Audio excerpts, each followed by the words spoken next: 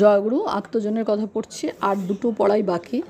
আজকে পড়ব দাদু অনুপা ভট্টাচার্য, পূজনীয়া সোমামা, পৌত্রী।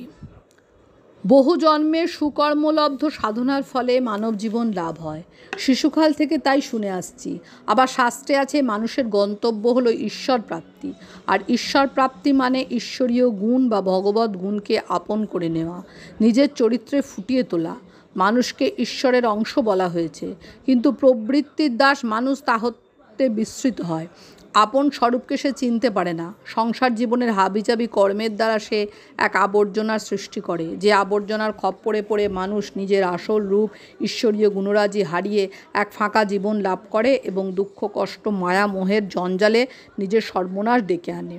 কিন্তু পূর্বজন্মের সুকৃতি এবং ইহজন্মের সাধন ভজনের ফলে মানুষ যখন জীবনের আসল ঐশ্বর্য হতে ঊর্ধ্বগতি লাভ করে, তখনই সে কেবল সেই পরম গন্তব্যের দিকে পা বাড়ায়। আর তখনই সম্ভব যখন মানুষ কোনো মহাপুরুষ বা গুরুর সঙ্গ সান্নিধ্য পায়। তাই তো লোকসমাজে গুরুকরণের এত মাহাত্ম্য। তথাপি মহাপুরুষের সঙ্গ সান্নিধ্য লাভ করা দুর্লভ, একমাত্র ঈশ্বর কৃপাতেই তাদের সঙ্গ লাভ করা যায়। উপরন্তু সেই মহাপুরুষ যদি স্বয়ং বিশ্ব চরাচরের মালিক সদ্গুরু ভগবান পুরুষোত্তম হন, তাহলে তো জন্ম জন্মান্তরের সকল জড়তা সকল বেদনা ধুয়ে মুছে পরিষ্কার হয়ে মানুষকে সেই পরম প্রাপ্তিতে অধীরূঢ় করে তোলে। শুনেছি আমার দাদু নাকি বলতেন, জন্ম জন্মান্তরের সাধনার ফলে আমরা তাঁর সন্তান, কেউ বা তার আত্মীয়, কিন্তু তার কোনো শরিক নেই। তিনি শরিক টরিক পছন্দ করেন না। তার সন্তানই হও আর গুরুই হও, মুনি ঋষি যেই হও, ওই ভাব এলেই তাকে একেবারে পড়ে যেতে হবে।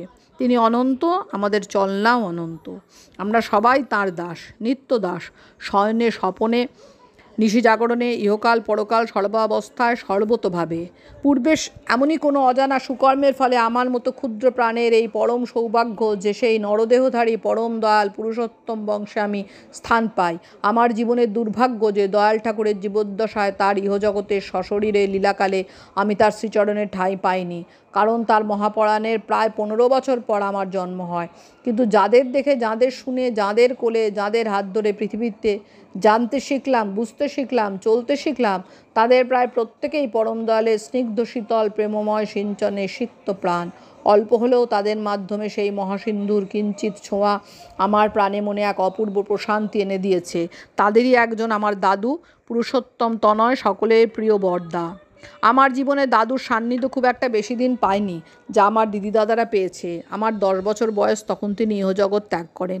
দাদুর এই সামান্য কয়েকটি বছরের টুকিটাকি মিষ্টি স্মৃতিগুলি আমার কাছে এক অনন্য সম্পদ, যা আমার মনে আজও দোলা দিয়ে যায়। পরবর্তীকালে যখন আমার গুরুজনদের বা অন্যান্য মানুষদের মুখে দাদুর সম্পর্কে বিভিন্ন গল্প শুনেছি, তার সেই বিশাল অভিনব ব্যক্তিত্বের কথা চিন্তা করেছি, যা নাকি শ্রী ঠাকুরের মহাপরাণের পর অনাথ সৎসঙ্গ জগতের কোটি কোটি মানুষের ভরসা এবং বিশ্বাসের সুদূর আশ্রয়স্থল হয়ে দাঁড়িয়েছিল। লক্ষ লক্ষ মানুষ যাকে সসম্ভ্রমে ভক্তি শ্রদ্ধা করত, ভেবে পাইনি কেমন করে তার সামনে ঘুরে বেরিয়েছি, খেলেছি, কতই না দুষ্টুমি করেছি। আর তিনি বোধহয় শিশু জ্ঞান করে আমার সকল প্রকার অত্যাচার আবদার মিষ্টি মুখে মেনে নিয়েছেন।